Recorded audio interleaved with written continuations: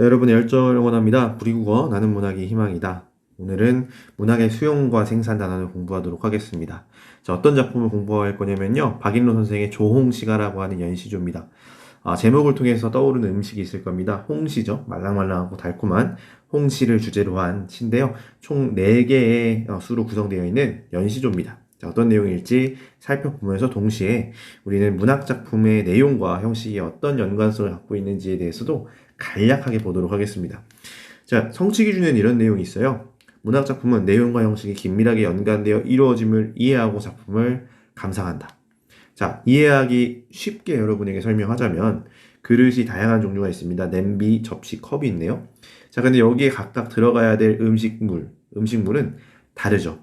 냄비에 참외를 넣으면 좀 어색합니다. 그렇죠? 라면을 넣어야 어울리고 접시에는 참외, 액체인 소주는 컵에 담아야 제맛이죠.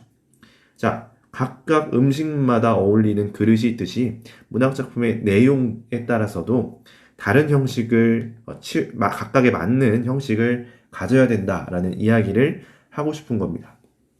여러분 어떤 긴 서사, 이야기를 전달해야 되는 문학작품이라면 운율 같은 것들을 굳이 살릴 필요가 있을까요?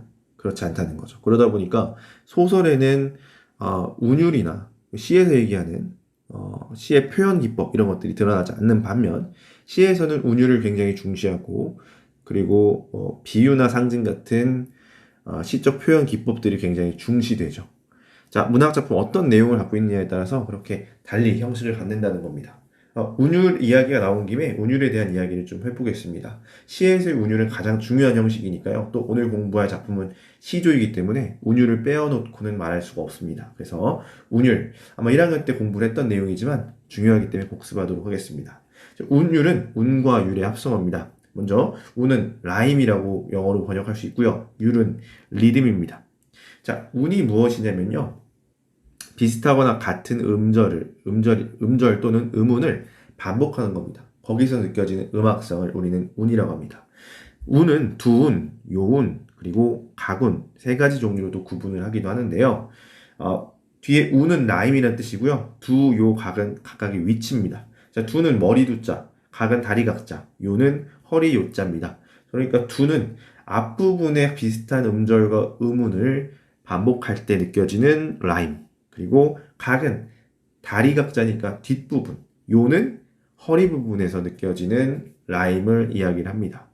자, 주로 우리 문학은 가군을 많이 사용합니다. 두운도 사용하긴 합니다만은 흔한 경우는 아니고요. 요운은 거의 드물다고 보면 되겠습니다. 자, 그러면 리듬에 대한 이야기를 해보겠습니다. 율. 자, 리듬은요, 내재율과 외재율로 크게 구분을 합니다. 먼저 내재율은 주관적 운율이라고 이야기를 해요. 그러니까 주관적이다 보니까 모든 사람들이 동의하지 않을 수도 있어요. 그래서 내재율을 우리는 시인 특유의 문체에서 나오는 맥박과 호흡이라고 이야기를 하고요. 시이기 때문에 당연히 운율은 느껴지지만 누구나 보편타당하게 인정하지는 않는 그런 운율을 우리는 내재율이라고 부릅니다. 반면에 외재율은 객관적이에요. 그래서 모든 사람들이 동의합니다. 왜냐하면 시어의 일정한 규칙에 의해서 느껴지는 음악성이거든요. 자, 그럼 외재율의 종류를 하나하나 살펴보자면 먼저 음위율이 있습니다. 자, 음위율은 사실 라임과 같아요. 일정한 위치에 운을 일치시키면서 느껴지는 음악성이죠. 자, 예를 들자면 박목월의 산은 구강산, 보랏빛 석산하면서 산이라고 하는 음절을 계속 반복하니까 라임이 느껴지죠. 그렇죠? 그 음악성이 느껴집니다. 그래서 사실 이 음위율은 운과 사실 똑같다라고 보면 됩니다. 자, 다음으로 음수율은 이 수가 셈 숫자예요. 숫자입니다. 자, 일정한 음절 단위를 계속 규칙적으로 반복하면서 느껴지는 리듬감인데요. 글자 수를 일치시킨다고 생각하면 돼요. 우리 시조나 가사 공부하면서 여러분 3, 4조, 4, 4조 이런 말 들어봤죠? 이 말은 3글자, 4글자, 4글자, 4글자를 짝을 이뤄서 반복한다. 그런 의미라고 생각하면 됩니다. 음수율 예를 들어서 김동완의 시입니다. 산 너머 남촌에는 누가 살길래 해마다 봄바람이 나무로 오네. 자, 지금 3글자, 4글자, 5글자를 계속 맞춰서 반복하고 있습니다. 그래서 우리 3글자, 4글자면 3, 4조, 4글자, 4글자면 4, 4조라고 부르듯이 이것을 3, 4, 5조라고 부르느냐? 그렇게 부르진 않고요. 7, 5조라고 부릅니다. 7, 5조. 앞에 두 어절을 묶어서 7, 그리고 뒤에 5에서 7호조라고 부릅니다. 우리 민요의 전통적인 율격이라고 보면 됩니다. 자, 그런데 사실 음수율도 그렇고 음이율도 그렇고 우리 문학에서 가장 두드러진 외제율은 아닙니다. 가장 두드러진 것은 바로 음보율입니다. 이 보는 걸음 보자입니다. 걸을 때 일정한 속도로 걷잖아요. 그래서 시간적 등장성이라고 이야기합니다. 등장은 같은 길이다. 그 길이에 뭐 음절 숫자가 몇 개가 들어가는 것은 상관이 없어요. 자, 예를 들어 보자면 정몽주의 단신가입니다. 이 몸이 죽고 죽어 100번 고쳐 죽어 3, 4조를 사용하고 있지만 끊어 읽는 속도는 같다. 그죠? 이 몸이 죽고 죽어 빨리 읽을 수밖에 없죠. 100번 고쳐 죽어. 그죠? 고쳐 죽어는 4글자니까 빨리 읽고 100번은 3글자니까 좀 느릿하게 읽으면서 4마디를 지금 같은 속도로 읽고 있어요. 이것을 우리는 음보율이라고 이야기합니다. 그래서 음이율, 음수율, 음보율을 우리 문학에서 느낄 수 있는 외제율이다라고 이야기를 할 수 있겠습니다. 자, 그러면 잠시 뒤에 조홍시가를 읽으면서 느낄 수 있는 외제율도 한번 찾아보는 시간이 되길 바라겠습니다. 자, 다음으로 오늘 조홍시가 공부할 거니까 작가인 박인로 선생에 대한 소개를 해보겠습니다. 1561년생이신 박인로 선생은요, 경상북도 영천 출생이십니다. 여러분 영천 가봤을까요? 선생님 가본 적은 없습니다만은 박인로 선생의 호는 노계입니다. 갈대로자에다가 그 천변계자, 갈대숲이 우거져 있는 개울물, 계곡 떠올리면 되겠습니다. 자연이죠. 그래서 박인로 선생의 작품도 보면은 굉장히 자연 친화적인 작품들이 많습니다. 박인로 선생이 1561년생이시고 1642년에 타계를 하셨으니 그 사이 1592년에 임진왜란을 반드시 분명히 겪었겠죠. 그리고 박인로 선생은 경북 영천의 의병장이었던 정세하와 함께 의병 활동을 하게 됩니다. 그리고 관군에 합류해서 수군으로서 종군을 한 이력도 있어요. 그러니까 박인호 선생은 어려서부터 문제, 그러니까 글을 쓰는 데에 재능이 많이 있었습니다만은 임진왜란이라고 하는 커다란 역사의 굴레 속에서 군인으로 종군을 했던 분입니다. 자, 이때 수군에 소속되어 있을 때 박인호 선생이 썼던 가사가 첫 번째 가사인 것 같아요. 1598년에 쓴 태평사라는 작품입니다. 내용을 간단하게 살펴보면 전문은 아니고 부분입니다. 외로이 살아남은 백성들아, 임금님의 은혜인 줄 아는가? 성운이 깊은 아래 오륜을 밝혀보세. 많은 백성을 가르쳐 다스리면 절로 흥해지지 않겠는가? 하늘의 운수가 순환함을 알겠도다. 하느님이시여 우리나라를 도우시어 만세 무강을 누리게 하소서. 요순 같은 태평시에 하운주와 같은 3대 1월 비추소서. 오 무궁무진 긴 세월 동안의 전쟁을 없애소서. 밭 갈고 우물 파서 격양가를 부르게 하소서. 우리도 임금님 모시고 함께 태평을 즐기리라. 그러니까 그 당시에 살고 있었던 백성들 그리고 군인들을 위로하기 위해서 썼던 그런 작품입니다. 우리도 빨리 전쟁 끝나고 태평성대를 누렸으면 좋겠다라는 그러한 내용이죠. 그러니까 사실 박인로 선생은 지금으로 따지면 종군 작가 같은 분이었다고 생각하면 됩니다. 이후에 1599년 전란이 끝이 나고 나서 정식으로 묵과의 특제를 해서요. 조라포, 지금의 거제도인데요. 거기에 만호로 일을 했습니다. 만호는 뭐냐면 10,000명의 병사를 부릴 수 있는 군인이다 라고 생각하면 돼요. 장교죠. 그런데 실제로 10,000명까지는 부리기는 어려웠을 것 같고요.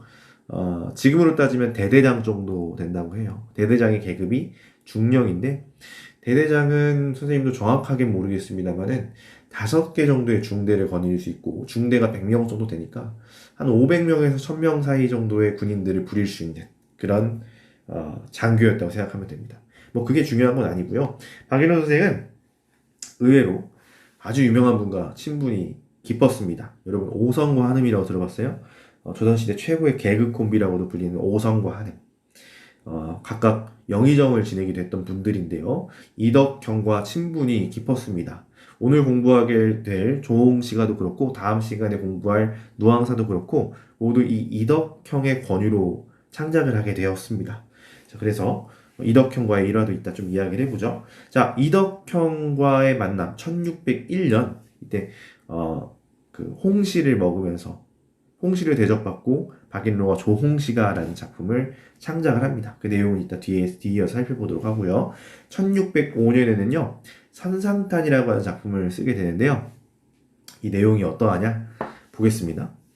배 위에서 서성거리며 옛날과 오늘을 생각하고 어리석고 미친 듯한 마음에 배를 처음 만든 헌원 씨를 원망하노라. 큰 바다가 아득히 넓어 천지에 둘러 있으니 참으로 배가 없었다면 풍파가 이는 바다 만리 밖에서 어느 오랑캐가 우리나라를 엿볼 것인가?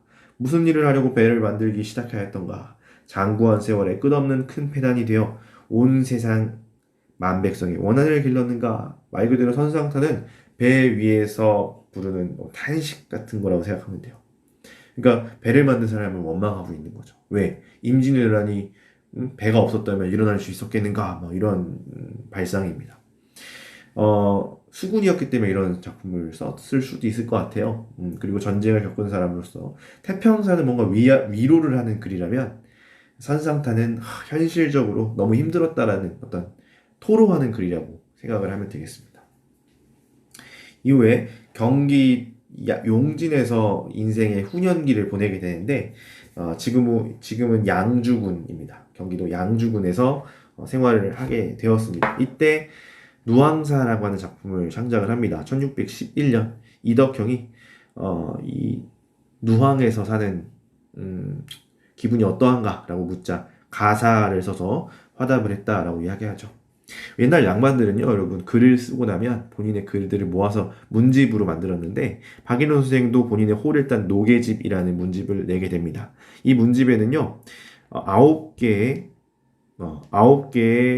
가사와 그리고 68편의 시조가 수록되어 있어요. 정말 다 주옥 같은 그런 작품들입니다. 박인로에 대해서 사람들이 어떻게까지 평가하냐면요. 전기에는 송강 정철이 있었다면 후기에는 노계 박인로가 있다라고 이야기를 할 정도입니다. 송강 정철 어떤 사람입니까? 삼위인국, 흥미인국, 광동별곡으로 워낙 유명한 분이잖아요. 물론 정치적으로도 영의정을 했던 훌륭한 분이긴 합니다만 거기에 비견될 정도로 대단한 가사문학의 대가라고 이야기를 할 수 있는 분입니다. 박인로 선생은 박인로를 기리기 위해서 후학들이 도계서원이라는 곳을 지었다고 해요. 경상북도에. 선생님도 가본 적은 없습니다만은 정말 아름다운 자연 경관을 자랑하는 곳인 것 같아서 기회가 되면 꼭 가보고 싶다는 생각이 듭니다.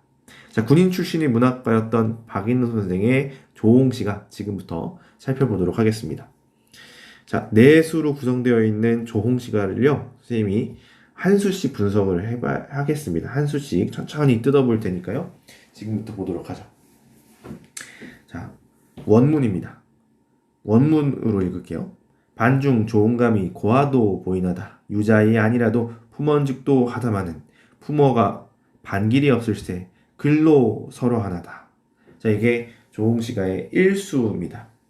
사실 조홍시가라고 하는 제목이 이 1수 때문에 붙었다고 할 수 있고요. 밑에 현대어 해석이 있으니까 여러분 해석이 어려운 친구들은 현대어 해석을 함께 보면 되겠습니다. 먼저 형식적인 특성부터 이야기를 할게요. 우리가 아까 운율 공부했으니까 어떤 운율을 갖고 있는지 보도록 하겠습니다.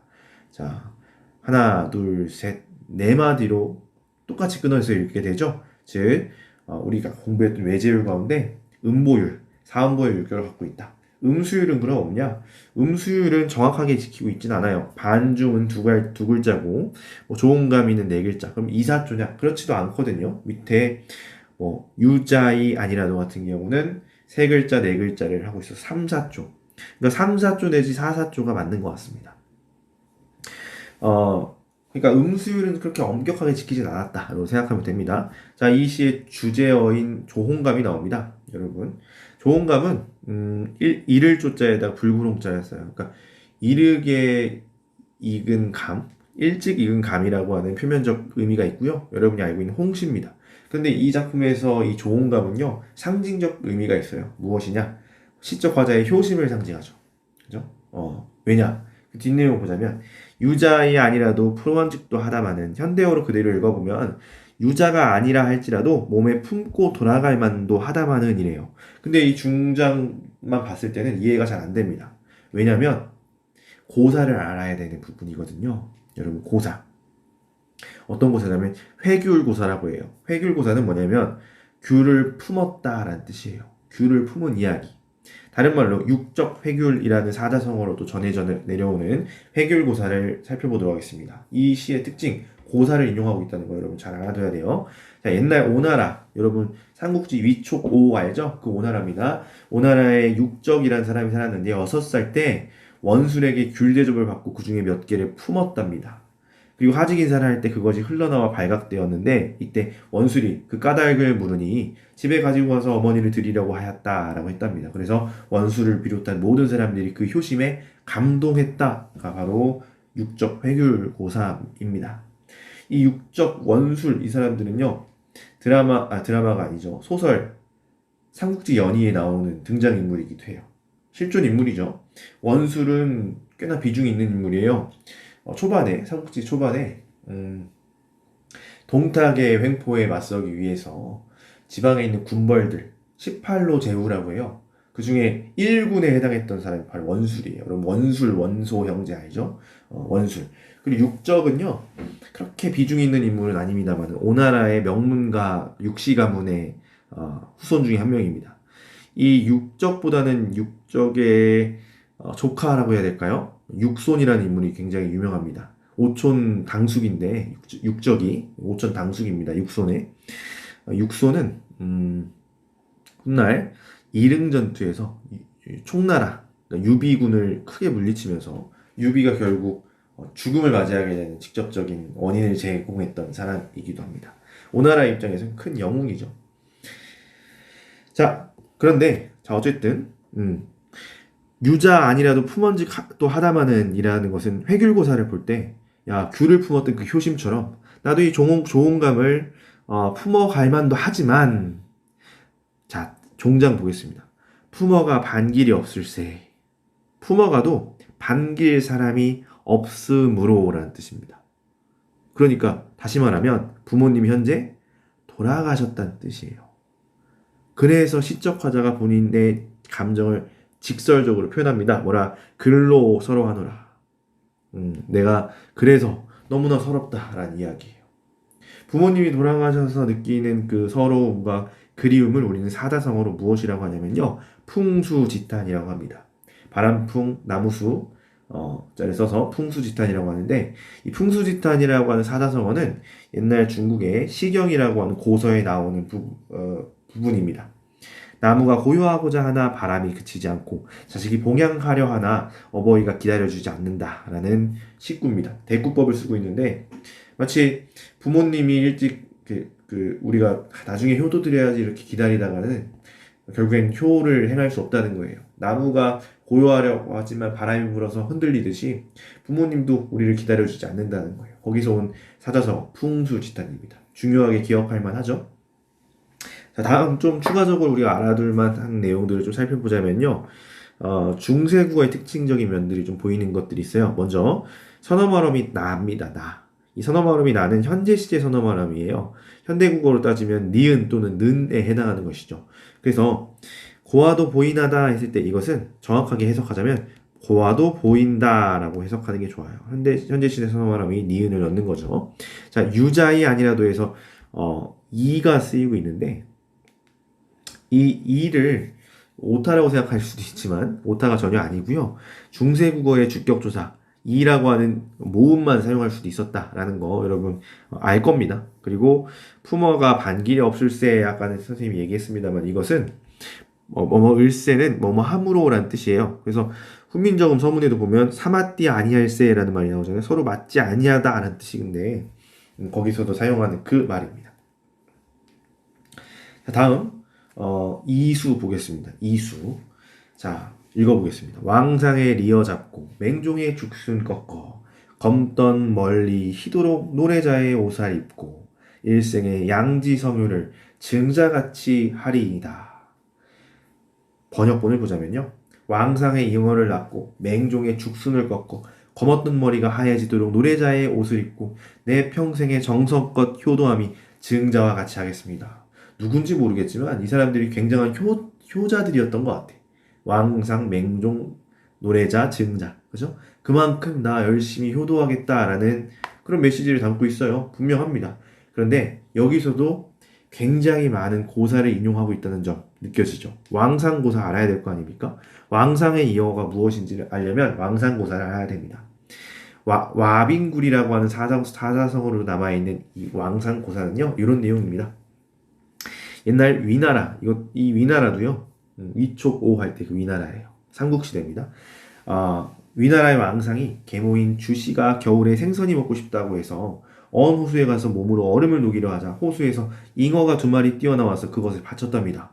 이로부터 얼음에 누워 잉어를 구할 정도로 지극한 효성을 뜻하는 와빙구리의 고사가 나왔다는 거죠. 어마어마한 효자네요. 심지어 이 주씨가 계모였기 때문에 왕상을 굉장히 괴롭혔다라고 해요. 그럼에도 불구하고 어머니를 위해서, 그죠? 얼음을 녹이려고 막 몸으로 얼음을 녹이려고 했던 그 효심, 그죠? 그게 왕상의 잉어인 것 같아요. 그럼 맹종의 죽순, 이 왕상도 위나라 사람이기 때문에 삼국지에 등장합니다. 비중은 없어요. 비중은 없지만 어쨌든 등장하는 인물이라는 거. 자, 맹종의 죽순 보겠습니다. 맹종고사를 살펴봐야 될 텐데요. 이것도 비슷한 내용일 것 같습니다. 자, 맹종읍죽이라고 하는 사자성어로 남아있는 맹종고사는 이런 내용입니다. 중국 오나라의 맹종의 어머니는 죽순을 좋아했습니다. 그런데 겨울이 되어 죽순을 구할 수가 없자 맹종이 대밭에 들어가 탄식을 하였더니 천지가 감동하였던지 죽순이 솟아나서 그것을 가져다가 어머니를 봉양했다고 하는 고사입니다. 맹종읍죽이라는 게 맹종이 울 읍자예요. 대나무 앞에서 울었다 이런 뜻이죠. 이것도 기적 같은 일이 일어난 거예요. 겨울이라서 죽순이 없는데 그것이 자라나게 할 정도의 효심. 그렇죠? 자, 그 다음 부분 보겠습니다. 일단 왕상의 리어 잡고 맹종의 죽순 꺾어, 이거는 지금 비슷한 문장을 나열하고 있으니까 대꾸법이라는 거 여러분 알겠죠? 그 전에 이 오나라의 맹종도 오나라 사람이기 때문에 삼국지에 등장하는 인물이고요. 이 왕상고사와 맹종고사는 워낙 유명해서 효도할 효자잖아요. 효도할 효자의 이렇게 그림으로 표현하는 이런 예술을 뭐라고 하는지 선생님 정확하게 모르겠습니다만은 보세요. 묘사한 걸 보면은 잉어와 죽순이 반드시 들어가 있죠. 그죠? 이것이 왕상과 맹종이 얼마나 대단한 효자였는지를 알 수 있는 대목이라고 생각하면 됩니다. 어쨌든 아까 방금 말했지만 지금 초장은 비슷한 문장을 나열하고 있는 대꾸법을 사용하고 있어요. 자, 중장 보겠습니다. 검던 멀리 희도록 노래자의 옷을 입고 라고 했어요. 이것도 고사를 알아야겠죠? 노래자의 옷이 어떤 고사인지 지금 살펴보겠습니다. 노래자 고사는 다른 말로 반의지희라는 말로 나눠져 있어요. 반의지희는 뭐냐면 반의가 때때옷, 꽃가옷, 좀 짧은 옷을 의미해요. 아이들이 입는 옷입니다. 그것을 입고 놀다라는 뜻인데, 자, 노래자는요 70노인이었습니다. 70노인, 중국 수나라의 효자인데 70대에도 어린이가 입는 꽃가옷을 입고 부모님을 기쁘게 하기 위해서 재롱을 피우면서 새를 잡아달라고 응석을 부렸대요. 90이 넘은 어머니를 위해서, 부모님을 위해서. 부모님의 입장에서는 70이 돼도 어린 아이같이 자식은 자식인 거예요. 걱정되고. 그래서 그 어머니를 위해서 어린아이처럼 행동을 했다는 그 효심, 그것을 우리는 반의지희, 노래자 고사 부른답니다. 자, 그 다음 일생의 양지 성효를 증자같이 하리이다. 양지는 이런 뜻입니다. 어버이의 뜻을 따르겠다는 거죠. 평생 동안 나는 어버이의 뜻을 따라서 진실로 효도하겠다라는 뜻입니다. 그것을 증자같이 하리이다라고 했는데, 증자는 고사가 따로 남아있지, 어마어마하게 많이 남아있죠. 그런데 어떤 고사를 인용했다기보다는 증자 자체가 그냥 효의 대명사입니다. 공자의 제자인데 어느 정도냐면 우리나라 옛날에 백제의 마지막 왕인 의자왕이 그렇게 효자였답니다. 그래서 어렸을 때 별명이 해동증자였어요. 해동은 우리나라를 일컫는 말이고 증자는 이증자입니다. 그만큼 효를 많이 했던 그런 인물이라고 생각하면 되겠습니다. 어쨌든 이수 내용을 읽어보자면 부모님께 내가 진짜 옛날 그 중국의 위대한 그 효자 못지않게 효도를 하겠습니다 라는 그런 다짐이 담겨있는 것이라고 볼 수 있습니다. 자, 문법적인 내용을 좀 보자면요, 멀리라는 게 선생님 좀 눈에 띕니다. 멀리, 이거는 여러분 멀다라는 뜻이 아니고요, 여러분 머리카락을 말하는 것 같아요. 검던 멀리니까요. 근데 왜 멀리라고 했냐? 이것은 좀 오기가 아닌가 생각이 들어요. 오기 잘못 기억됐다는 거죠. 머리 원래부터 머리라고 불렀는데 이 근대 국어에 다다라서 이 끊어적기를 하기 시작합니다. 분철이라고 하죠. 끊어적기. 그래서 머리를 멀이라고 끊어 적었다가 또 여러분 근대 국어 표기법 가운데 거듭적기라고 들어봤죠? 그렇죠? 그래서 리을을 한 번 더 거듭 적으면서 멀리라고 표기한 것 같아요. 그런 표기의 일종이라고 보면 되겠고요. 자, 또 한 가지 이가 보이는데 이 옛니을 쓰는 이 이는요 상대 높임의 선어 발음이에요. 그러니까 증자같이 하겠다 이렇게 번역하면 완벽한 번역은 아니고요. 증자같이 하겠습니다라고 번역을 해야 좀 더 정확한 번역입니다. 이 이가 들어가면 상대를 높여주는 존중하는 표현으로 바꿔줘야 됩니다. 자, 삼수 보겠습니다. 자, 삼수의 내용은 조금 달라요. 고사를 인용하고 있지는 않습니다. 자, 만균을 늘려내야 길게 길게 노을과 구만리 장천에 가는 해를 잡아매야 북당의 학발 쌍친 더디 늙게 하리이다. 자, 내용을 살펴보자면요. 만균이 무엇인지 알아봐야겠죠. 만균 이건 사실 오기인 것 같아요. 여기에 쇠금변이 들어간 균입니다. 만균은 뭐냐? 균이 일단 1균에 30근이래요. 그러면 만균은 30만 근이에요. 자, 그럼 1근, 여러분 고기 한 근에 600g인 거 알죠? 1근에 0.6kg. 그럼 만균, 즉 30만 근은요 180톤이 돼요. 이게 진짜 그런 어떤 쇠를 180톤을 어떻게 녹여서 늘리겠다 이런 뜻이 아니겠죠? 과장된 표현입니다. 그 고전 문학 작품 특유의 과장이 있잖아요. 그죠? 아무튼 그것을 늘려내어 길게 길게 노를 꼬겠다는 거예요. 여러분 그 알고 있는 끈입니다. 끈. 근데 그것을 만균, 쇠로 꼬겠다는 겁니다. 구만리 장천도 과장법입니다. 구만리나 먼 하늘에 있는 가는 해. 가는 해는 지는 해를 말하는 거겠죠. 흘러가는 시간을 잡겠다는 겁니다. 뭐 따지고 보면 추상의 구체화라고도 볼 수 있는데 해를 잡겠대요. 그것은 시간이 더 흘러가지 못하게 만들겠다는 거죠. 종장에서는 그 의도가 나옵니다. 북당은 어머님이 거처하시는 곳인데 그곳에 계시는 학발쌍친, 하얀 새죠. 머리입니다. 흰머리를 갖고 있는 쌍친 두 부모님을 더디 늙게 하리이다. 이제 알겠습니다.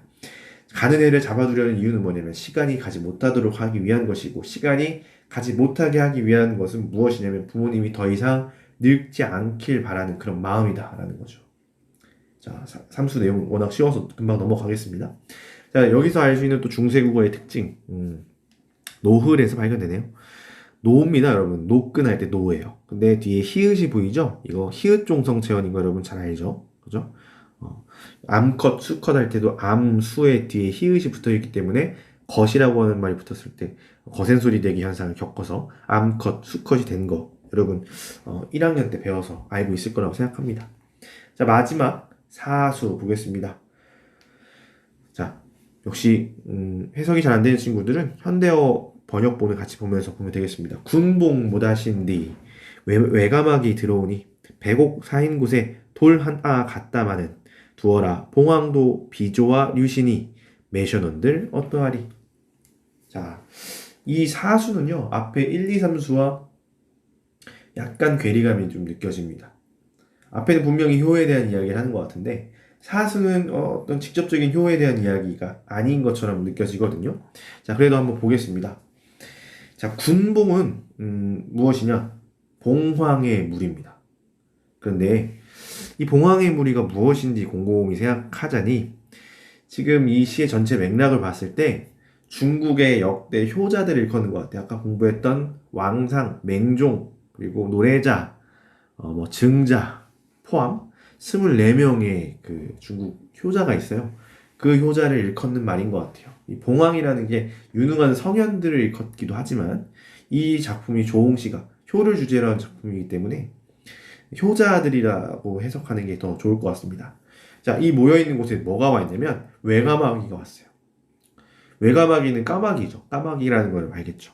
근데 까마귀와 이 봉황 비교하면 비교 자체가 안 되죠. 그런데 이 까마귀라고 하는 새가요 반전이 있습니다. 여러분 혹시 반포지효라는 말 들어봤어요?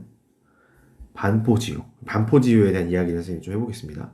까마귀가요, 알에서 부화하고 60일 동안은 어미가 먹이를 물어다 주면서 지극정성으로 키운답니다. 그런데 이 새끼가 다 커버리면 자신을 키워준 부모에게 직접 먹이를 사냥해서 소화가 잘 되도록 오물거리다가 부모에게 되먹인대요. 그래서 반포지요. 반포가 되먹인다는 뜻이에요. 그리고 까마귀는 그래서 예로부터 효를 행하는 새, 효조로 알려져 있어요. 그러니까 이 까마귀는요, 맥락상 화자 자신, 어쨌든 효를 행하고 있는 자신을 일컫는다라고 볼 수 있습니다. 자, 대구법이 사용된 것 같긴 한데요. 군복 못하신 뒤 외가박이 들어오니 백옥 쌓인 곳에 돌 하나 갔다만, 대구법은 아니네요. 자, 백옥 쌓인 곳에 돌 하나 갔다마는, 자, 백옥은 아마 군복을 일컫는 것 같고, 그지? 돌 하나는 외가마귀를 일컫는 것 같아요. 그러니까 이 두 대상을 서로 빗대고 있죠? 즉, 직유법을 사용하고 있습니다. 그죠? 자, 백옥은 굉장히 귀하니까 군복이고, 돌은 그냥 흔하니까 까마귀 같은 존재인데, 어쨌든 이 백옥 속에 있는 돌 하나 같으니까 좀 보잘것없지만 이라는 의미로 해석이 됩니다. 근데 종장에서 하고 싶은 말을 직접 한다고 했죠. 두어라 이것은 뭐 어즈버와 마찬가지로 그냥 감탄사 뭐 이 정도로 해석하면 됩니다. 자, 두어라 봉황도 비조와 류신이, 이 말은 봉황도 결국엔 비조 날아가는 새 중에 류 하나의 종류이니 라는 뜻이죠. 그러니까 모셔놓은들 어떠하리, 까마귀를 거기 함께 있으면 어떠할 것인가. 그러니까 다 효도하는 존재들인데 나도 내가 끼면 어떠할 것인가 라면서 그들과 그들의 효심과 자신의 효심을 견주고 있는 그런 내용입니다. 그리고 마지막은 역시 서리법을 사용하고 있죠. 고전 작품에서 굉장히 많이 사용하고 있는 것. 직유, 서리, 대구법, 그죠? 고사인용 다 쓰고 있는 작품입니다. 4개의 수에서. 자, 이렇게 해서 사수 살펴봤고요. 한 가지 정도 중세국어의 특징을 보면 한아 같은 경우 보여요. 하나는 원래 처음부터 하나였어요. 그런데 근대국어에 이르면서 분철을 하려고 하는 노력 때문에 한아로 지금 과도한 분철을 하고 있습니다. 그냥 참고적으로 알아두면 되겠습니다. 자, 그러면 마무리하도록 하죠. 이렇게 4개의 수로 구성된 이 조홍시가는요, 찬찬히 뜯어보면 좀 괴리감이 느껴집니다. 먼저 1수는 소반 위의 홍시를 보고 이미 돌아가신 부모님을 떠올리면 슬퍼하는 내용이거든요. 그러니까 더 이상 효도를 할 수 없어요. 이 풍수지탄입니다. 근데 2수와 3수를 보면은 부모님이 아직 살아계신 것처럼 느껴져요.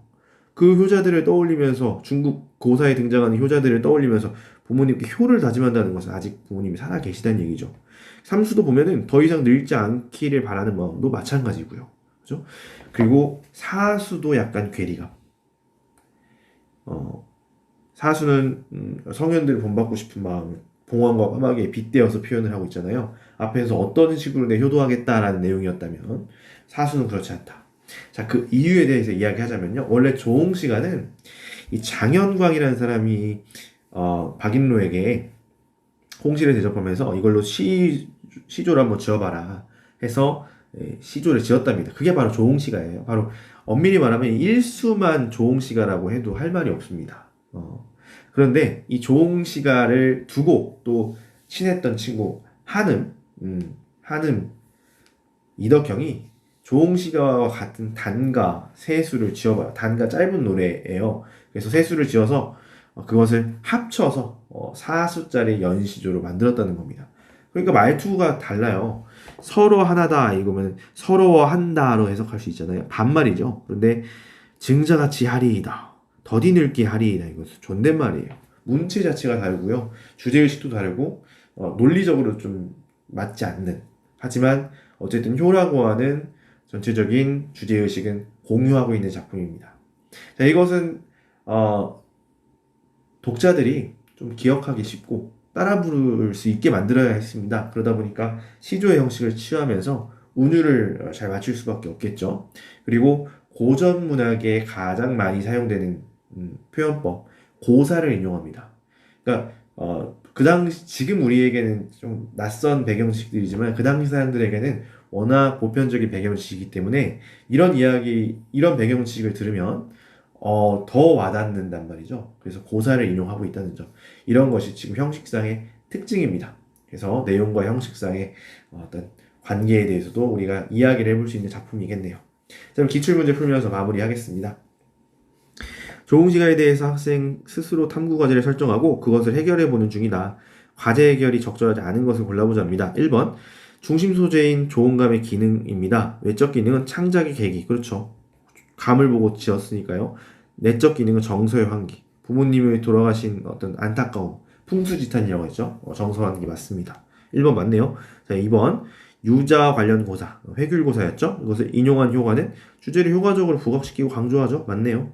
3번 표현기법상의 특징은요. 표면과 이면의 의미가 다른 반어를 사용하고 있는 작품은 아니죠. 정답은 3번입니다. 4번 관련된 한자성어 풍수지탄 맞죠. 독자에겐 어떤 교훈을 주게 될까? 부모님께 생전 효도를 다하자는 마음을 갖게 한다. 맞겠죠. 그래서 정답은 3번이 되겠습니다. 자, 이렇게 해서 문제까지 다 풀어봤고요. 다음 시간에는 역시 박인도 선생의 작품입니다. 누황사라고 하는 작품 보도록 하겠습니다. 자, 오늘도 공부하느라 고생 많았고요. 여러분의 열정을 응원합니다.